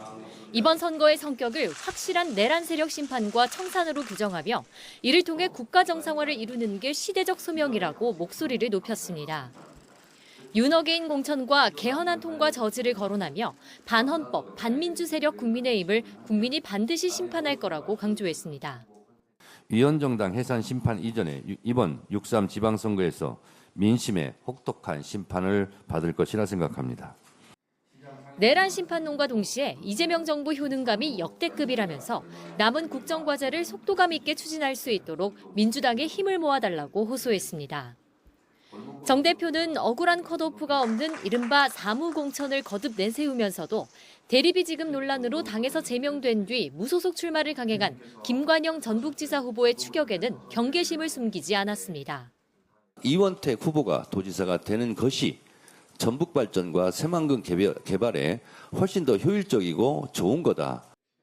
김 후보와 민주당 이원택 후보가 치열하게 맞붙는 초접전 양상이 나타나자 한병도 원내대표는 여론의 흐름을 의식한 듯 이틀 만에 부랴부랴 전북을 다시 찾았습니다. 특히 새만금을 방문해 당정청 원팀을 언급하며 민주당이 성과로 보답하겠다고 약속했습니다. 지금 전북에 필요한 것도 바로 분열과 불협화음이 아닌 단일대우 정신입니다. 민주당이 반드시 승리해서 새만금 사업을 완수하겠습니다. 민주당은 국민배당금 논란에는 논의안 봐도 할 계획도 없다며 불리한 이슈 차단에도 주력했습니다. 또 겸손과 절실함을 거듭 강조하고 있는데 텃밭인 전북에서도 위기감이 감지되자 서둘러 민심 달래기에 나선 모습입니다. YTN 황보혜경입니다. 한편 국민의힘은 지방선거를 앞두고 장동혁 대표를 상임선대위원장으로 하는 중앙당 선거대책위원회를 출범시켰습니다. 이선 후퇴 요구를 받던 장 대표가 전면에 나선 건데 당 지도부는 곧바로 지역을 찾아서 후보 지원에 나섰습니다. 권준수 기자입니다. 선거를 이끌 당 간판을 고민하던 국민의힘 선택은 결국 장동혁 대표였습니다. 국민 무시 심판 공소 취소 저지 국민선대위의 유일한 현역 위원장 명실상부 원톱으로 나선 장 대표는 대통령 호칭을 뺀 채 헌정 질서를 지키는 선거라고 날을 세웠습니다. 국민의힘이 승리해야만 이재명의 대한민국 파괴를 막을 수 있습니다. 또 청와대 정책실장의 국민배당제는 공산주의 배급경제 신호탄이고 보유세 인상과 장특공제도 폐지될 거라며 집과 재산을 지키려면 정부 여당을 심판해야 한다고 호소했습니다. 국민은 살 집을 잃고 온 나라가 부동산 지옥이 될 것입니다. 상임선대위원장에는 이재명 정부 실정을 부각할 민간 전문가를 위촉했고 당 지도부는 공동선대위원장에 이름을 올렸습니다. 나경원, 안철수 의원 등 애초 거론됐던 중진들은 포함되지 않은 가운데 발대식엔 후보자들이 모여 원팀을 강조했습니다. 이재명 셀프 사면 깡패 특검 반대한다. 반대한다. 선대위 출범식 이후 당 투톱은 모두 지역으로 출동했습니다.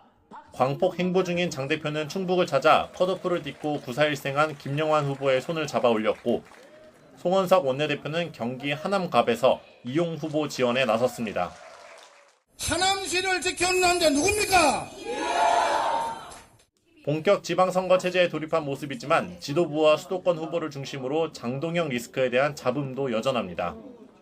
좀 더 많은 후보자들과 상의도 했으면 좋겠다라는 생각입니다. 최소한 공동선대위원장을 임명하려는 사람한테 동의를 구하는 정도의 노력은 있었어야 하는 거 아닌가.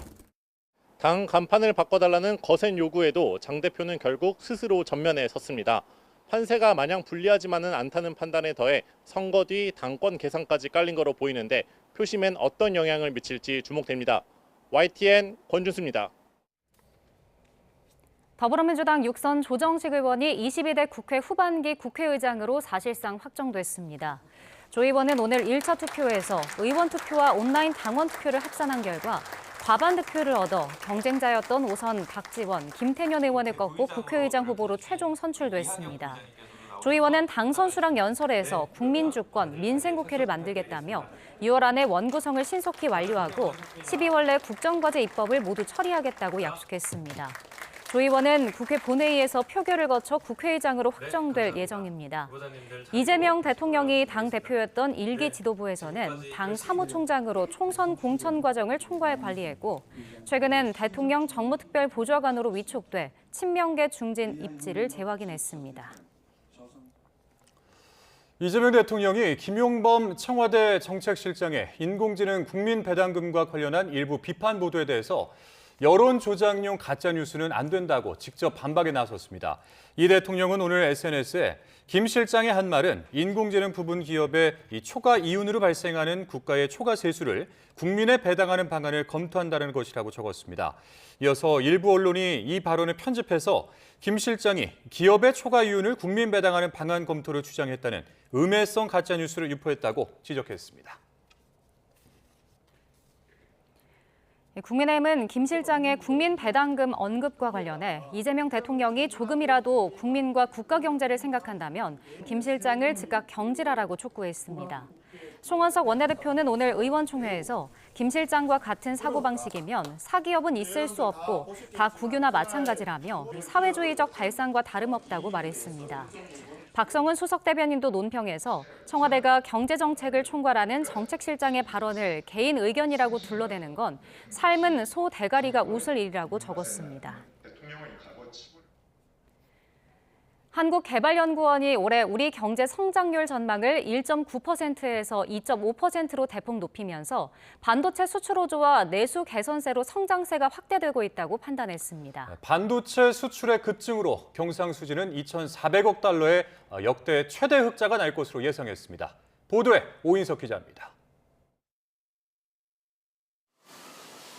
KDI는 우리 경제가 반도체 수출 호황과 내수 확대로 경기 개선 흐름이 이어지고 있다고 평가했습니다. 특히 반도체 공급 능력이 빠르게 확충되는 경우 경제 성장세가 더욱 확대될 것으로 내다봤습니다. 그러면서 올해 우리 경제는 2.5% 성장할 것으로 예측했습니다. 지난 2월 1.9%에서 석 달 만에 0.6%포인트나 대폭 상향 조정한 겁니다. 반도체 호조 등에 힘입어 연간 수출 전망은 지난 2월 때보다 2배 이상 높인 4.6%를 예측했습니다. 앞서 한국금융연구원은 올해 성장률 전망치를 2.8%로 높였습니다. 메모리 반도체에 대한 수요는 상당히 높은 수준을 있고 또 그것이 당분간 지속될 것으로 저희가 생각을 하고 있습니다. 이란 전쟁에 따른 물가 상승에도 불구하고 소득 개선과 정부 지원 정책에 힘입어 올해 민간 소비는 2.2% 증가하며 회복세를 보일 것으로 내다봤습니다. 경상수지는 반도체 수출의 급증으로 이례적 수준의 대규모 흑자를 전망했습니다. 올해 2,400억 달러, 내년 2,100억 달러의 흑자를 예측했는데 실제 흑자로 이어지면 지난해의 2배 가까운 규모입니다. 소비자 물가는 국제 유가 상승에 경기 회복세가 더해지면서 2.7% 상승할 것으로 전망했습니다.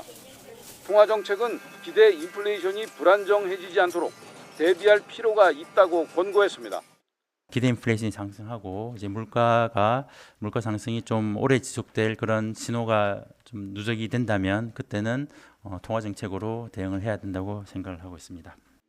나랏돈을 투입하는 재정 정책은 잠재 성장률을 높이고 소득 취약계층 지원을 중심으로 지출할 것을 조언했습니다. 다만 경기 부양을 위한 재정 투입 필요성은 크지 않다고 했습니다.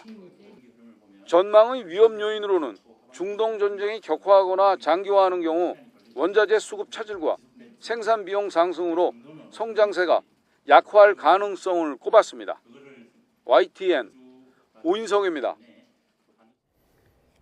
경북 청송군 주황산 국립공원에서 숨진 채 발견된 초등학생에 대한 부검이 결정됐습니다. 경찰은 사망 과정에 범죄 혐의점이 없는 것으로 판단한다면서도 부검으로 정확한 사망 원인을 밝힌다는 방침입니다. 이훈재 기자입니다. 혼자 주황산 등산에 나섰던 초등학교 6학년 A군. 실종 46시간 만에 싸늘한 주검이 돼 들것에 실려 돌아왔습니다. 경찰이 A군 시신을 검시한 결과 추락으로 숨졌다는 1차 소견이 나왔습니다. 구체적인 동선까지 확인할 수는 없지만 등산로에서 떨어지면서 신체에 손상을 입은 것이 사망 원인이라는 겁니다. 정상적인 등산로에서 상당히 좀 벗어나 있고 외견상으로는 이렇게 외상이 있는 건 발견하지 못했고 옷은 이렇게 그대로 있는 그런 모습으로. 경찰은 검시 결과와 발견 당시 정황을 따지면 범죄 가능성은 낮은 것으로 추정하고 있습니다. 다만 정확한 사망 원인을 가리기 위해 가족과 협의를 거쳐 부검을 결정했습니다. 부검으로 범죄 혐의점이 없는 게 확인되면 시신을 가족에게 인계할 예정입니다. 부검에서 타사 혐의점 없으면 이제 보호자에게 인계하고 장례절차 치르는 그런 절차로 가야 될 것 같아요. 소지 여부를 두고 논란이 됐던 휴대전화는 집에 두고 이동해 A군이 홀로 산에 오를 때도 갖고 있지 않았던 것으로 확인됐습니다. 또 A군 부모는 경찰과 소방에 신고에 앞서 오후 4시쯤 국립공원공단에 먼저 신고했던 것으로 알려졌습니다. 한편 대구교육청은 A군과 같은 반 학생을 대상으로 심리상담을 진행했고 가족과 협의를 거쳐 장례 절차를 지원할 방침입니다. YTN 이윤재입니다. BTS 정국과 대기업 회장 같은 국내 재력가들의 계좌에서 수백억 원 상당의 자산을 가로챈 국제 해킹 조직의 총책이 추가로 송환됐습니다. 이들은 특히 군복무나 구속으로 즉각적인 대응이 어려운 피해자를 범행 표적으로 삼은 것으로 조사됐습니다. 이현정 기자입니다. 지난해 국내 재력가들이 계좌를 털어 수백억 원을 가로챈 국제 해킹 조직 총책과 조직원들이 무더기로 검거됐습니다. 이번에는 범행을 주도한 또 다른 총책급인 중국 국적의 40대 남성 A씨가 태국에서 국내로 강제 송환됐습니다. A씨 일당은 지난 2023년 7월부터 지난해 4월까지 정부와 공공기관 등 웹사이트 6곳을 해킹해 개인정보를 빼돌렸습니다. 탈취한 정보를 이용해 몰래 알뜰폰을 개통한 뒤 본인 인증을 받았고 금융계좌와 가상자산 거래소 계좌에 접근해 거액을 인출했습니다. 이들이 잔고를 들여다본 피해자는 258명. 특히 군복무 중이거나 구속 상태라 휴대전화를 무단 개통해도 대응이 어려운 재력가들이 우선순위가 됐습니다. 이런 수법으로 국내 대기업 회장은 물론 방탄소년단 멤버 정국도 피해를 당했습니다. 정국의 경우 84억 원 상당의 하이브 주식을 탈취당했지만 이상 징후를 파악한 소속사의 조치로 실제 금전 피해는 면했습니다. A씨 등은 피해자 16명으로부터 390억 원을 가로챘고 추가로 250억 원을 더 빼돌리려다 미수에 그친 것으로 조사됐습니다. 경찰은 A씨를 상대로 여죄와 범죄 수익 행방을 조사한 뒤 구속영장을 신청할 방침입니다. YTN 이현정입니다. 내일은 초여름을 지나 한여름 같은 날씨가 찾아오겠습니다. 서울 낮 기온이 31도, 광주 30도까지 오르는 등 서쪽 지역을 중심으로 오늘보다 2도에서 5도가량 높아 꽤 덥게 느껴지겠는데요. 반면 강릉 20도 등 동해안을 중심으로는 오늘보다 5도에서 8도가량 낮아지며 오히려 조금 선선하게 느껴지겠습니다. 내일도 맑은 하늘이 함께하겠습니다. 이에 따라 자외선이 무척 강해지겠고 오존 농도가 짙게 나타나는 곳도 많겠습니다. 또 호남과 경남 북서 내륙에는 오후 한때 요란한 소나기가 지나겠습니다. 다음 주 초반까지 대체로 맑은 가운데 때일은 더위가 이어질 전망입니다. 날씨 정보였습니다.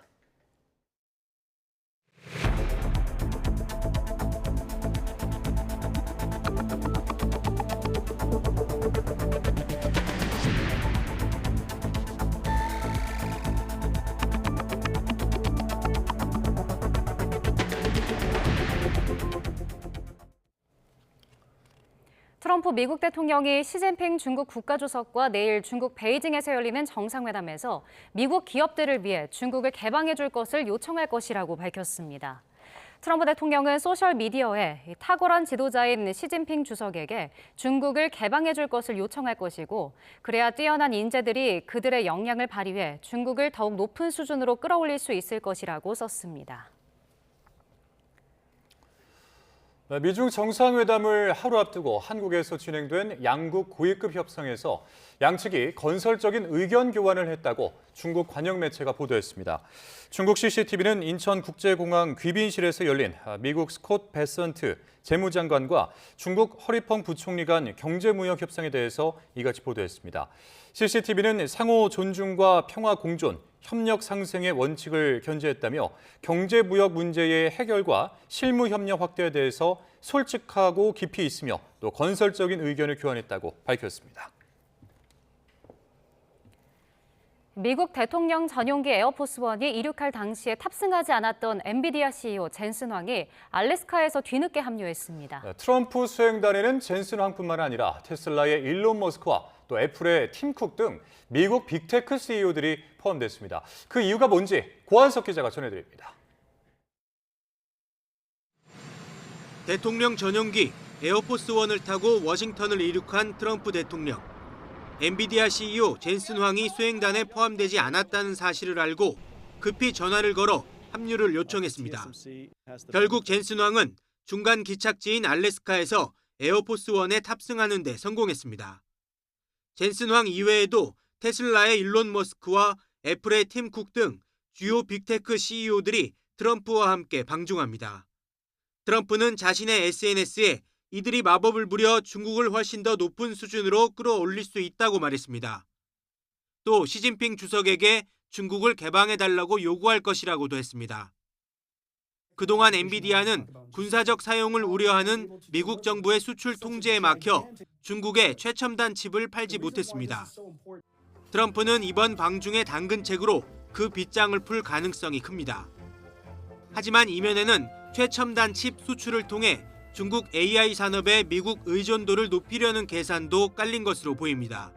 트럼프 대통령이 내가 그 AI 칩의 열쇠를 내가 쥐고 있다. 그러니까 나한테 잘 보여야 이걸 너희들한테 팔 수 있다. 그렇지 않으면 못 판다라고 하는 것을 지금 상징적으로 보여주고 있거든요. 이번 방중의 또 다른 핵심은 테슬라 CEO 일론 머스크입니다. 그를 앞세운 건 단순히 테슬라의 영업 확대를 넘어 중국 자율주행 시장에서 기술 표준을 선점하겠다는 전략이 깔렸습니다. 보잉의 CEO도 동행하는데 트럼프는 사상 최대인 500대 규모의 항공기 판매 계약을 공식화해 방중 성과로 내세울 것으로 보입니다. 9년 전에도 트럼프는 기업인 30여 명과 함께 중국으로 가 2,500억 달러 규모의 수주를 끌어냈습니다. 그때는 에너지와 농산물 등 단순 판매에 집중했다면 이번에는 AI와 자율주행 분야 등의 기술 종속에 방점이 찍혀 있습니다. 반면 중국은 물건은 사주되 기술 주권에 있어서는 실무 협상을 핑계로 최대한 시간을 끌 것으로 보입니다. YTN 권성입니다. 이란 전쟁 장기화로 위기에 처한 트럼프 대통령이 시 주석과의 정상회담에서 강력한 중재자 역할을 요구할 것으로 보입니다. 이를 지렛다 삼아 반도체나 타이완 문제에서 이익을 챙기려는 시 주석의 중재력이 시험대에 올랐습니다. 권영희 기자입니다. 취임 후 두 번째로 중국 땅을 밟은 트럼프 미국 대통령의 진짜 목적지는 베이징이 아닌 이란일 수 있습니다. 파키스탄 종전 협상이 결렬된 이후 미국은 이란을 향해 전례 없는 해상 봉쇄를 이어가고 있습니다. 하지만 치솟는 유가와 인플레이션은 트럼프 행정부에도 적지 않은 부담입니다. 여기서 트럼프가 꺼내든 카드가 바로 중국 역할론입니다. 이란 석유 최대 수입국인 중국은 테헤란의 생명줄을 쥐고 있습니다. 트럼프 대통령은 시 주석에게 이란이 핵을 포기하고 협상 테이블로 복귀하도록 실질적인 압박을 가할 것을 요구할 것으로 보입니다. And China has a huge role to play in sort of potentially swaying Iran in ways that we simply don't because we don't have the economic leverage over Iran that we do because of the sanctions on Iran. 문제는 시 주석이 내밀 외교적 청구서의 무게입니다. 시 주석은 이란 압박 대가로 미국의 첨단 반도체 수출 규제 완화나 타이완 문제에 대한 양보를 요구하는 빅딜을 시도할 가능성이 큽니다. The U.S. has maintained long-standing support for Taiwan's self-defense capability, and China hates that. It's a recurring point of tension in the relationship. 시 주석이 중재에 성공해 호르무즈 해협의 물길을 연다면 중국은 글로벌 리더로서의 위상을 확고히 할 수 있습니다. 반대 경우엔 내부적인 리더십 타격은 물론 미중 관계는 다시 한번 최악의 국면으로 치달을 수 있습니다. 현재 상황에서 시 주석은 중동의 포성을 멈추고 글로벌 경제의 불확실성을 해소할 가장 강력한 열쇠를 쥐고 있습니다. 그의 중재력이 단순한 외교적 수사를 넘어 실제적인 종전으로 이어질 수 있을지 전 세계의 이목이 베이징에 쏠리고 있습니다. YTN 권정입니다. 트럼프 대통령이 시 주석과의 정상회담에서 미국의 타이완 무기 수출 문제를 의제로 다루겠다고 밝혀 아시아 안보 지형에 거대한 파문이 일고 있습니다. 현지 시각 11일 트럼프 대통령은 출국 전 시 주석은 우리가 타이완에 무기를 팔지 않길 바라며 자신은 시 주석과 관련 논의를 할 것이라고 공언했습니다. 미국의 전통적인 외교 관례를 깨고 우방인 타이완의 생존권이 걸린 무기 판매 문제를 중국과의 거래 카드로 활용하겠다는 의지를 노골적으로 드러낸 겁니다. 영국 파이낸셜 타임스는 인도 태평양 지역 동맹국들 사이에서 적절한 대가만 주어진다면 미국이 어떤 파트너의 운명이든 팔아넘길 수 있다는 극심한 불안감이 확산하고 있다고 보도했습니다. 미중 정상회담을 앞두고 쿠웨이트가 중국이 투자해 항만을 건설 중인 섬에 이란이 공격을 시도했다고 밝혔습니다. 미국은 이스라엘이 아랍에미리트에 아이언돔을 제공했다는 사실도 공식 확인했는데 호르무즈 사태 해결에 중국이 나서라는 압박으로 풀이되고 있습니다. 박영진 기자입니다. 미국과 이란의 종전 협상 교착으로 호르무즈 해협의 긴장이 또다시 고조되는 가운데 쿠웨이트는 이란 혁명 수비대가 이달 초 쿠웨이트 북쪽 부비안 섬을 공격하려 했다고 밝혔습니다. 부비안 섬은 중국이 자금을 투자해 항만을 건설 중인 곳인데 특히 트럼프의 방중에 맞춰 이 사실을 공개한 건 호르무즈 사태 해결에 중국이 나서야 한다는 압박으로도 읽힙니다. And Kuwait may have chosen today to release this information because that island is home to a project, a port that is being funded by Iran's Belt and Road Initiative. So that likely will get attention in Beijing. 걸프 국가들의 이란을 향한 보복 공습 사실도 잇따라 공개되고 있습니다. 아랍에미리트의 보복 공습 보도에 이어 사우디아라비아도 지난 3월 말 여러 차례 비밀리에 이란을 공격했다고 로이터 통신이 보도했습니다. 로이터는 이번 공격은 사우디아라비아가 이란 영토를 직접 공격한 첫 사례라고 전했습니다. 그런가 하면 미국은 이스라엘이 아랍에미리트에 아이언돔을 제공한 사실을 밝혔습니다. Israel just sent them Iron Dome batteries and personnel to help operate them. How come? Because there's an extraordinary relationship between the UAE and Israel based on the Abraham Accords. 공개적으로 확인한 건 이번이 처음으로 아랍에미리트와 이스라엘과 사전 조율에 이루어진 공식적인 정보 유출이라는 분석이 나옵니다. 미중 정상회담을 앞두고 미국과 걸프 주요국들은 공조체제 구축을 과시하는 모습입니다. 필요하면 미국과 이스라엘 편에 설 수 있다는 점을 시사하면서 중국을 향해 대이란 지원을 계속할 건지 호르무즈 안정을 위해 힘을 보탤 건지를 선택하라고 압박하는 행보로도 해석됩니다.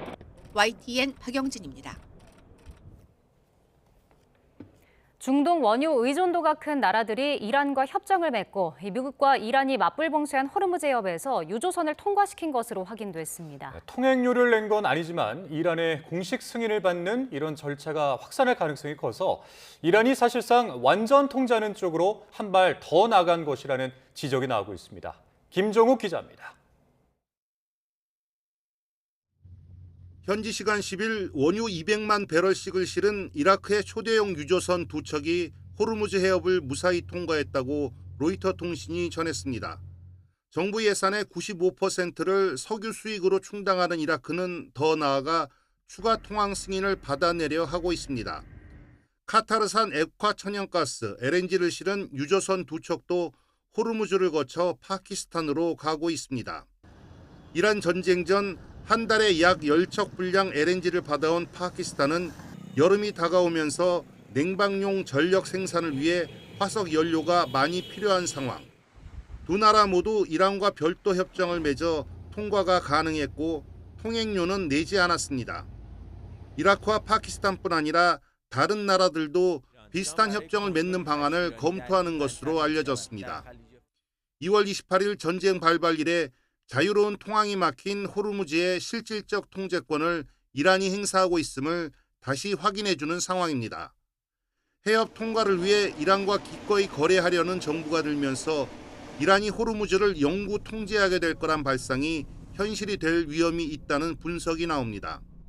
Through those tolls, they will re-establish economic relations with a large number of states who had fled the Iranian market because of U.S. sanctions but are now forced to come back in because they need the oil from the Persian Gulf and they need to pay those tolls.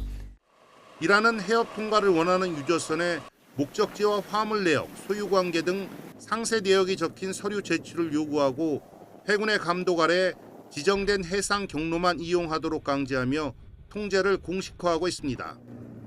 체계적인 관리를 위해 최근 아예 페르시아 걸프 해협청이라는 기관까지 만든 이란이 통제권을 완전히 손에 넣는다면 거액의 통행료 징수도 그저 시간 문제일 수 있습니다.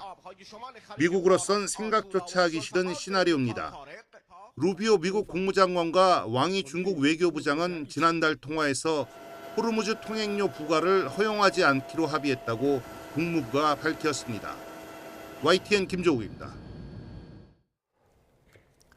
미중 정상회담을 앞두고 중국의 초대형 유조선이 호르무즈 해협 통과를 시도하는 모습이 포착됐습니다. 블룸버그 통신은 선박 추적 데이터를 인용해 현지 시각 13일 오전 중국 초대형 유조선 위안화후가 이란 라라크 섬 인근을 지나 호르무즈 동쪽 수로를 따라 남쪽으로 이동하는 모습이 확인됐다고 보도했습니다. 지난 3월 초 이라크 바스라 터미널에서 원유를 선적한 이 유조선은 약 200만 배럴 규모의 원유를 실은 상태로 추정됩니다.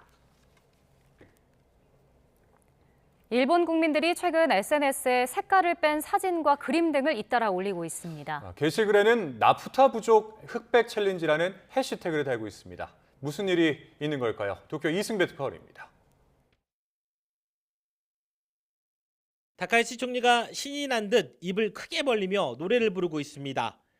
미국 백악관이 공개한 미일 정상 만찬 사진인데 일본 누리꾼이 이 사진을 색깔만 모조리 뺀 뒤 SNS에 올렸습니다.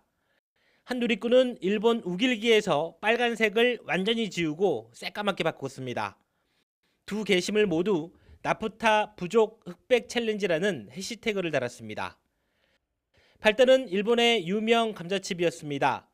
잉크 원재료인 나프타가 부족해 포장을 흑백으로 바꾼다고 발표를 했는데 이 뉴스에 이 정도로 상황이 심각하다는 것을 시각적으로 체감한 것입니다. 그러자 일본 누리꾼들 다양한 패러디로 흑백 챌린지에 나서며 심각성을 알리고 있습니다. 다른 식품업체도 사정은 비슷합니다. 파스타 회사 한 곳은 최근 포장재에서 로고 인쇄를 빼고 백지로 바꿨고 한 햄 제조업체는 포장재 간소화를 검토하고 있다고 현지 언론은 밝혔습니다. 일본 건축업계도 건축용 자재 수급 불안에 주택 공급을 연기하고 있는 것으로 알려졌습니다. 여기저기서 들리는 경고음에도 일본 정부는 석유 공급에는 문제 없다는 입장을 고수하고 있습니다. 게다가 절약 의지도 딱히 보이지 않고 있습니다. また食品包装資材のインクの原料についても前年実績での供給が可能であることを確認できております。 다카이치 총리는 호르무즈가 아닌 다른 곳에서 원유를 수입해 이번 달은 필요량의 60%, 다음 달은 70%를 확보할 수 있다고 강조했습니다. 그러면서 추가 국가 비축유 방출은 계획하지 않고 있다고 밝혔습니다. 아직은 괜찮다는 정부 발표에도 불구하고 생활 현장에서는 이런저런 경고음이 터져나오면서 일본 국민들은 정말 그 설명이 맞는지 되묻고 있습니다. 도쿄에서 YTN 이승배입니다. 삼성전자 노사가 마라톤 협상에도 끝내 절충점을 찾지 못하면서 오는 21일로 예고된 총파업이 현실화할 가능성이 커졌습니다. 정부는 아직 시간이 남았다며 끝까지 협상을 중재하겠다는 의지를 드러냈습니다. 보도에 손효정 기자입니다. 성과급을 놓고 2박 3일 동안 진행된 삼성전자 노사의 사후 조정 절차는 진통 끝에 성과 없이 종결됐습니다. 중앙노동위원회는 성과급 상한을 연봉의 50%로 유지하되 업계 1위 달성 시 반도체 사업부에 특별 보상을 지급하는 내용의 중재안을 제시했지만 노조는 퇴보안 아니라며 결렬을 선언했습니다. 노사는 협상 결렬의 책임을 서로에게 돌렸습니다. 노조는 사측의 진정성을 의심하며 파업이 끝날 때까지 추가 대화는 없다고 못 박았습니다. 5개월 동안 교섭을 했는데 회사 안건이 전혀 진전되지 않았습니다. 추가적인 회사와 대화는 파업 종료까지는 고려하지 않습니다. 사측 역시 정부의 중재 노력에도 노조가 경직된 제도화만 고수했다며 유감을 나타냈습니다. 사실상 마지막 타결 기회로 꼽혔던 사후 조정 절차까지 무산되면서 노조가 예고한 총파업은 일주일 앞으로 다가왔습니다. 다만 추가 협상 여지는 남아있습니다. 노조는 회사가 수정안을 가져온다면 검토할 수 있다는 입장을 밝혔고 사측도 마지막까지 최악의 사태를 막기 위해 노력하겠다고 강조했습니다. 정부는 노사 간 대화를 거듭 촉구했습니다. 청와대는 파업까지 아직 시간이 남아있다며 협상 타결을 끝까지 지원하겠다고 밝혔습니다. 파업 기간까지 시간이 남아 있습니다. 파업 예고일 전까지 노사가 대화로 해결할 수 있도록 적극 정부는 지원할 생각이고요. 김민석 국무총리와 구윤철 부총리 겸 재정경제부 장관도 각각 파업이 현실화해선 안 된다며 노사 대화를 중재하겠다는 뜻을 드러냈습니다. YTN 손효정입니다. 이런 가운데 김영훈 노동부 장관도 대화의 필요성을 거듭 강조했습니다. 김 장관은 오늘 한 유튜브 채널에 출연해 긴급 조정권을 검토하냐는 질문에 대화로 해결해야 한다며 밤을 새서라도 해야 한다고 밝혔습니다. 사후 조정은 기한이 정해진 것은 아니라며 자율교섭이 대원칙이고 안 될 때 제3자가 개입하는 것이 조정이라고 강조했습니다. 삼성전자가 노조의 미법한 쟁의 행위를 금지해달라며 신청한 가처분 두 번째 신문기일이 양측의 입장차만 확인한 채 종료됐습니다. 이제 법원의 판단만을 남겨놓게 됐는데 총파업에 어떤 영향을 미칠지 관심입니다. 조경원 기자입니다. 삼성전자 노사 간 밤샘 협상이 빈손으로 끝난 지 7시간 만에 2차 가처분 신문기일이 열렸습니다.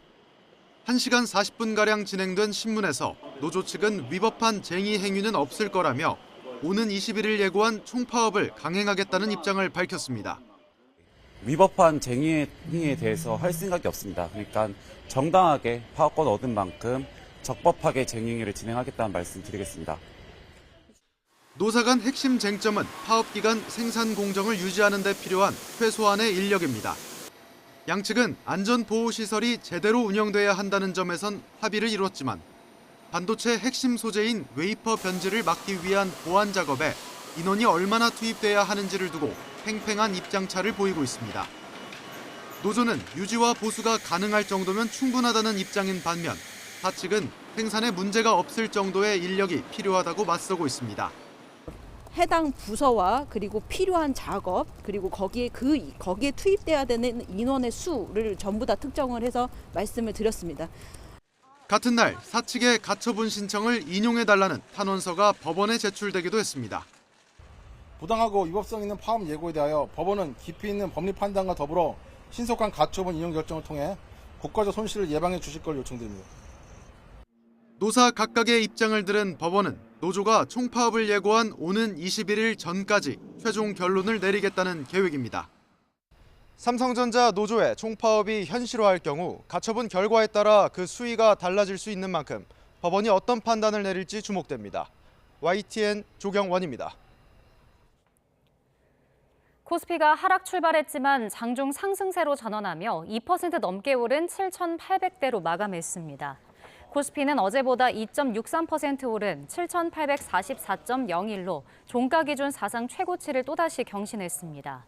코스피 지수는 어제보다 1.69% 내린 7,513.65로 출발해 장 초반 한때 7,402까지 밀렸지만 이후 상승세로 전환해 7,800선을 회복했습니다.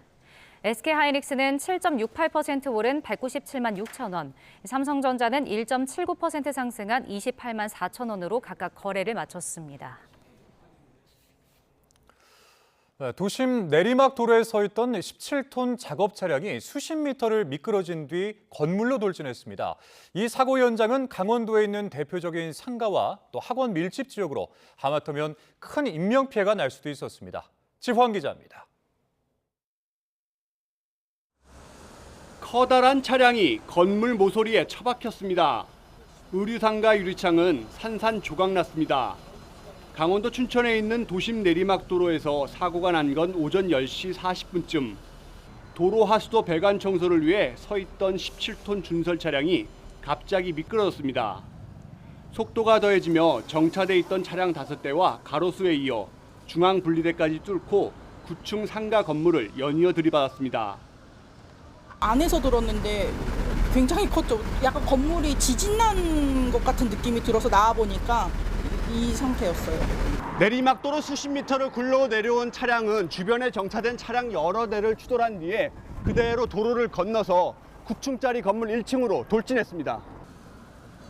이 사고로 승용차에 타고 있던 20대 한 명이 다쳐 병원으로 옮겨졌지만 큰 부상은 아닌 것으로 알려졌습니다. 사고가 난 곳은 강원도 춘천에 있는 대표적인 학원과 상가 밀집 지역으로 시간에 따라 유동인구가 특히 많은 곳. 사고 당시 운전자는 차량에 타고 있지 않았습니다. 제동이 풀리자 급히 차에 올라타려 했지만 여의치 않았던 것으로 알려졌습니다. 운전자가 막 뛰어서 내려가가지고 저는 동승자가 뛰어간 거 아닌가 했는데 사람들 말을 들어보니까 운전자가 없었다고 하는 거 보니까 그분이 운전자인 것 같아요. 경찰은 사고 차량 제동이 풀린 이유를 조사하고 있으며 차량 바퀴 고인목 설치 여부도 살펴보고 있습니다. YTN 지환입니다. 충남 천안 동남경찰서는 주차된 차를 훔쳐 무면허 운전을 한 혐의로 10대 초등학생 A군을 현행범으로 체포했다고 밝혔습니다. 함께 범행을 저지른 뒤 달아났던 10대 2명도 약 8시간 만에 붙잡혀 경찰 조사를 받고 있습니다. 이들은 오늘 오전 7시 20분쯤 천안 동남구의 한 아파트 지하주차장에서 문이 열리는 차를 훔친 뒤 무면허로 운전을 하거나 방조한 혐의를 받고 있습니다. 경기 수원 팔달경찰서는 음주운전을 하다가 사고를 내 사람을 다치게 하고 도주한 혐의를 받는 30대 A씨에 대해서 구속영장을 신청했습니다. A씨는 오늘 새벽 5시쯤 경기 수원시 인계동에서 술을 마신 채로 운전을 하다가 주차돼 있던 승용차를 친 뒤 도주한 혐의를 받고 있습니다. A씨는 사고를 목격한 오토바이 운전자 2명이 차를 막아서자 다시 도주를 했고 이 과정에서 오토바이 운전자들이 경상을 입었습니다. 최태원 SK회장과 노소영 아트센터 나비관장의 이혼 소송 파기환송심의 첫 조정기일이 열렸습니다. 양측이 이렇다 할 결론을 내지 못해서 조정 절차가 마무리되지는 못했는데 8년 넘게 이어져 왔던 이혼 소송이 조정을 통해서 마무리될 수 있을지 관심을 모으고 있습니다. 신규혜 기자입니다. 검은 옷을 입은 노소영 관장이 굳은 표정으로 법원을 빠져나옵니다. 오늘 합의해서 진전 좀 있었나요? 서울 고등법원에서 최태원 회장과 노 관장의 이혼 소송 파기환송심 첫 조정기일이 열린 직후입니다.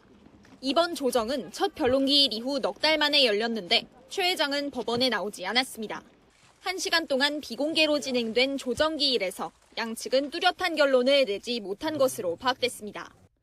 일단 조정 절차를 이어갈 것으로 보이는데 재판부는 다음 기일을 상황을 지켜보며 나중에 지정하기로 했습니다. 세기의 이혼으로도 불리는 이번 소송은 8년 넘게 이어지고 있는데 확정된 건 노 관장에게 지급돼야 할 위자료 20억 원뿐입니다. 최 회장이 노 관장에게 지급해야 할 재산의 규모는 1심에서 665억 원이었다가 2심에서 1조 3,808억 원으로 대폭 늘었습니다.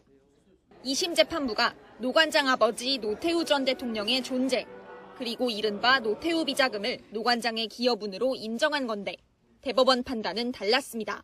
대법원은 비자금의 존재 여부는 판단하지 않으면서도 존재할 경우에라도 해당 비자금은 뇌물로 받았을 것으로 추정하며 노 관장의 기여분으로 참작할 수 없다고 판단했습니다.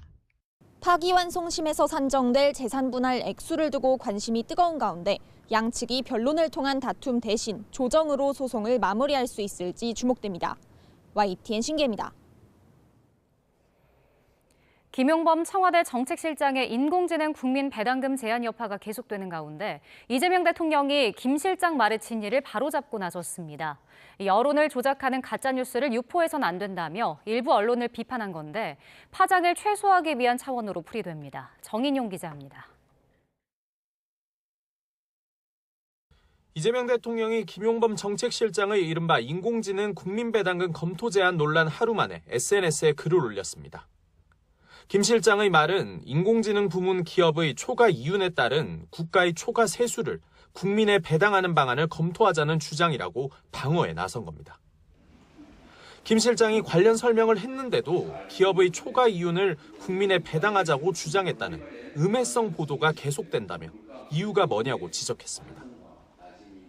전례 없이 크게 거치는 인공지능 부문 세수에 대한 활용 방안은 논의해 볼 법한 사안인데 마치 정부가 기업의 돈을 뺏어간다는 식으로 김 실장 발언을 호도해서는 안 된다는 경고로 해석됩니다. 청와대 관계자는 다만 실제 정책적으로 국민 배당제를 검토해 본 적은 없다고 재차 확대 해석을 경계했습니다.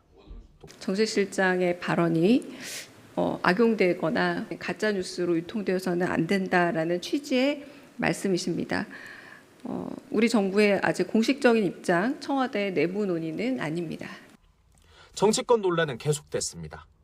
여당은 김 실장이 국민배당제를 당과 이야기한 바 없고 논의가 충분히 숙성돼야 한다고 거리를 뒀고 야당은 주식시장 혼란을 초래하고 찬물을 끼얹은 데 대해 사과라도 해야 한다고 날을 세웠습니다.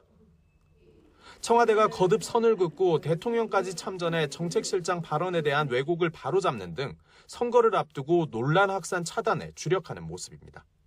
YTN 정인용입니다. 대표 친명으로 꼽히는 더불어민주당 육선 조정식 의원이 22대 후반기 국회의장 후보로 선출됐습니다. 조 의원은 올해 안으로 이재명 정부 국정과제를 모두 처리하겠다는 포부를 밝혔습니다. 보도에 임성재 기자입니다. 후반기 국회의장 후보를 뽑는 민주당 의원총회 현장 3파전 경선 후보들은 마지막 1분 1초까지 한 표를 호소했습니다. 접전일 거란 일각의 예상과 달리 6선 조정식 의원이 결선 투표도 없이 첫 판에 과반 득표했습니다. 조정식 후보가 과반수 이상 득표했기에 더불어민주당 제22대 후반기 국회의장 후보의 당선되었음을 선포합니다. 당내 최다선인 조 의원은 지난 2022년 대선 경선에서 당시 이재명 후보의 공동총괄 본부장을 맡았고 지난 총선에선 이재명 지도부 1기 사무총장으로서 공천 실무를 총괄한 친명 핵심입니다. 지난해 말 대통령 정무특보로 임명돼 일찌감치 명픽 눈도장을 받았다는 평가가 나왔는데 이재명 대통령은 권리당원 투표 기간 국회의장은 조정식 의원이라고 적은 민주당 지지자 글을 SNS에 공유하기도 했습니다. 결국 대통령과의 끈끈한 인연, 즉 명심이 주요했다는 분석인데 조 의원은 이재명 정부와 함께 대한민국 대전환을 책임지겠다는 포부로 화답했습니다. 6월 내에 원구성을 신속히 완료하고 12월 내 국정과제 입법을 모두 처리하겠습니다. 민주당모 국회 부의장엔 사선 남인순 의원이 내정됐고 국민의힘에선 공천관리위원장을 맡은 사선 박덕흠 의원이 야당목 후보를 꿰찼습니다. 의장단 후보자들은 이르면 오는 20일 본회의 표결을 거쳐 정식 선출될 예정입니다. 민주당은 지방선거 이후 비상입법 체계를 재가동하겠다는 계획입니다. 형사소송법 개정 등 첨예한 쟁점 속 입법부 새 수장은 친정과 제1야당 사이에서 어떤 중재력을 보일지가 과제가 될 것으로 보입니다. YTN 임성재입니다. 김건희 씨에게 청탁과 함께 고가 시계를 건넨 혐의를 받는 로봇 개 사업가에게 특검이 징역 1년 6개월을 구형했습니다. 변론이 분리돼 재판이 진행되고 있는 김건희 씨는 모레 결심 공판을 받습니다. 안동준 기자입니다. 로봇계 사업 청탁을 대가로 김건희 씨에게 고가 시계를 건넨 혐의를 받는 사업가 서성빈 씨에게 특검이 징역 1년 6개월을 구형했습니다. 특검은 서 씨가 대통령 경호처와 로봇계 사업 관련 계약을 맺은 배경에 김건희 씨와 친분이 있었다고 봤습니다. 김 씨 역시 시계 상자와 보증서를 자신의 오빠 장모 주거지에 은닉한 걸 고려했을 때 정상적인 거래 관계는 아니었다고 설명했습니다. 서 씨는 최후 진술에서 평생 남에게 아쉬운 소리나 청탁을 해본 적이 없다면서 마지막까지 혐의를 부인했습니다. 서 씨에게 받은 고가 시계 외에도 각종 금품을 수수한 혐의를 받는 김건희 씨도 결심 공판을 앞두고 있습니다. 반클리프 아펠 목걸이 등 이른바 나토 3종과 이우한 화백 그림, 금 거북이까지 합치면 김 씨가 수수한 걸로 의심되는 금품 총액은 2억 9천만 원에 달합니다. 이 가운데 김 씨에게 이우한 화백 그림을 건넨 혐의를 받는 김상민 전 검사는 항소심에서 무죄가 뒤집혀 혐의가 유죄로 인정됐습니다.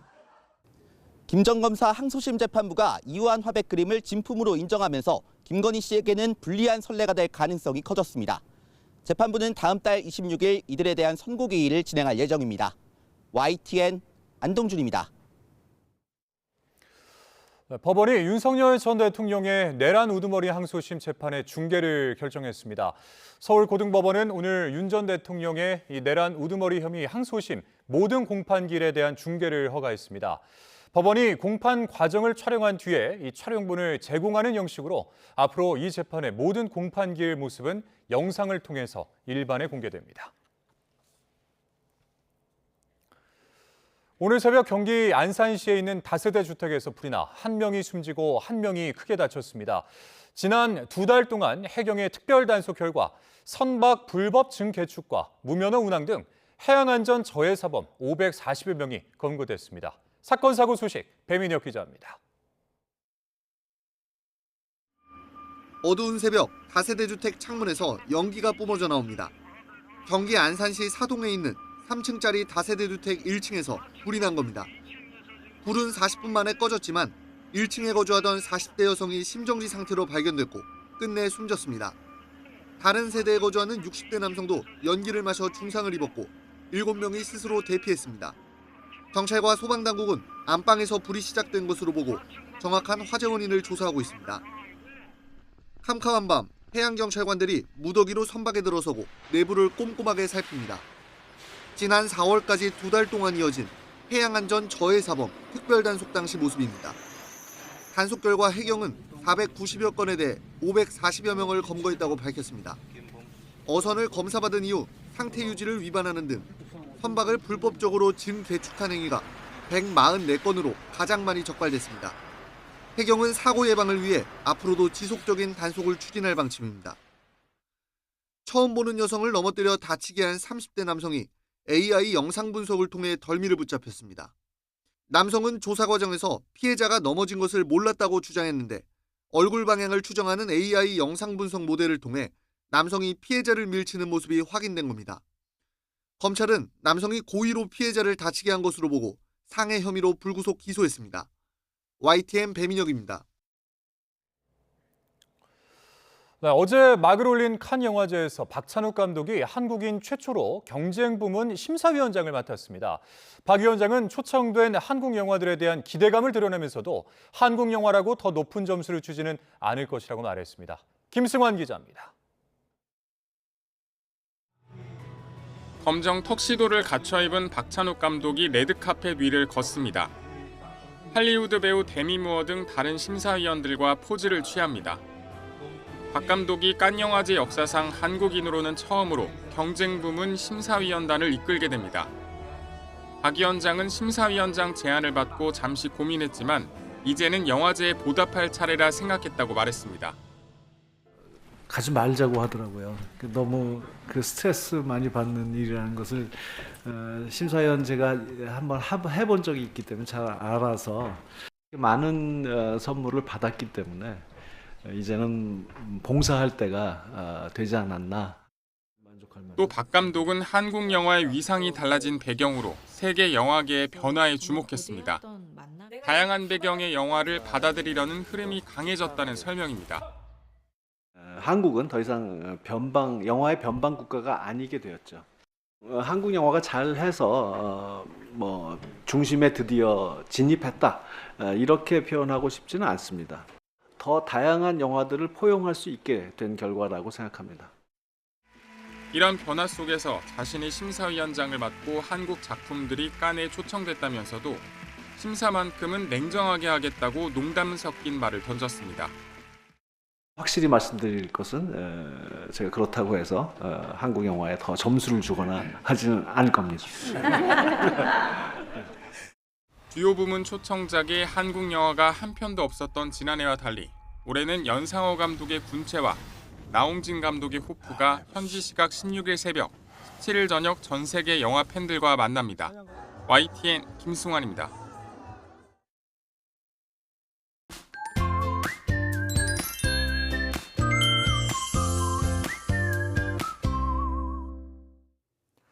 내일은 한여름이 찾아온 듯 날이 꽤 덥겠습니다. 네, 서울 낮 기온이 31도, 대전과 광주는 30도까지 오르는 등 서쪽을 중심으로 때이른 더위가 기승을 부리겠는데요.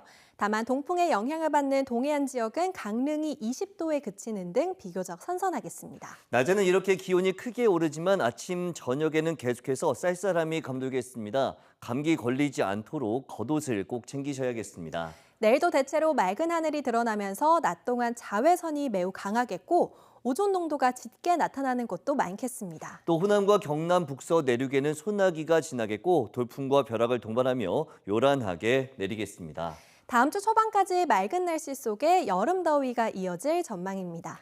여름이 점점 가까워지면서 자외선도 점점 더 강해지고 있습니다. 따라서 자외선 차단제를 찾는 분들도 많아지고 있는데요. 만약 바깥 활동을 오래 하지 않는다면 SPF 30, PA+ 2개 정도가 적당하고요. 장시간 바깥 활동을 한다면 SPF 50, PA+ 3개 이상을 선택하는 게 좋습니다. 그리고 백탁 현상이 없는 것을 원한다면 유기자차를 선택하면 좋은데요. 다만 피부가 민감하고 건성이라면 자극이 적은 무기자차가 더 좋겠습니다. 날씨 캔버스의 김수연, 이혜민이었습니다. 이상으로 YTN 뉴스 플러스 마칩니다. 네, 잠시 후에는 뉴스케어 오후 8시 뉴스가 방송됩니다. 함께해 주신 여러분 고맙습니다.